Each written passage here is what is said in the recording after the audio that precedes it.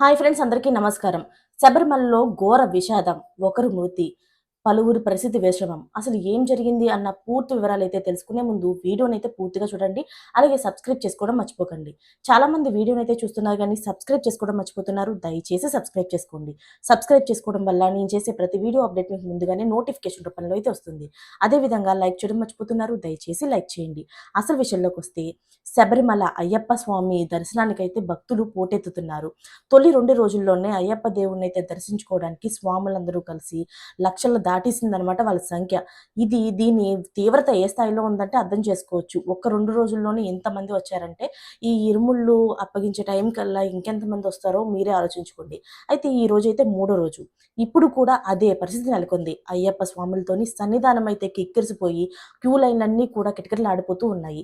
18 మెట్ల వద్ద అయితే మరింత దారుణంగా ఉంది. చాలా మంది అధికంగా వస్తున్నారు. స్వామివారి దర్శనానికి గంటల కొద్దీ సమయం పడుతుంది. ఫలితంగా క్యూ లైన్‌లోని తొక్కిసలాట తరహా అయితే వాతావరణం నెలకొంది. అయితే ఇలాంటివన్నీ చోటు చేసుకోవడం వల్ల మంగళవారం రాత్రి అంటే నిన్న రాత్రే పలువురు స్వాములైతే స్పృహ తప్పి పడిపోయారు. వేచి ఉండలేక సొమ్మసిల్లిపోయారు కొంతమంది. అయితే ట్రావెన్‌క్యూర్ దేవస్థానం ఒక బోర్డు సిబ్బంది అయితే హుటాహుటిన ప్రాథమిక చికిత్స అయితే అందించారు. పరిస్థితి విషమంగా ఉన్న వారినైతే మెరుగైన చికిత్స కోసం కోజికోడ్ మెడికల్ కాలేజీ ఆసుపత్రికైతే తరలించారు. అంతేకాకుండా అక్కడ చికిత్స ముందు ఒక మహిళా భక్తురాలైతే మరణించినట్టు కూడా తెలుస్తుంది. ఆవిడ కోయిలాండ్ నుంచి కూడా వచ్చారట.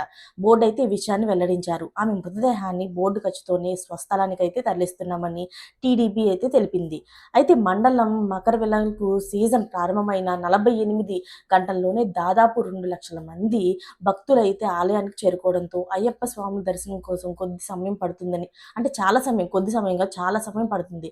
దీంతో పలువురైతే స్వాములు బ్యారిగేట్లను దాటి సన్నిధానాన్ని చేరుకోవడానికి ప్రయత్నం చేశారు. వారిని నియంత్రించడంలోనే దేవస్థానం బోర్డు అయితే ఆ సిబ్బంది అలాగే పోలీసులు తీవ్ర ఒత్తిడిని ఎదుర్కొంటున్నట్టుగా తెలుస్తుంది.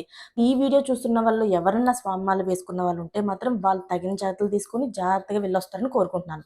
మరిన్ని లేటెస్ట్ అప్డేట్స్ కోసం ఛానల్ అయితే సబ్స్క్రైబ్ చేసుకోండి. Thanks for watching friends.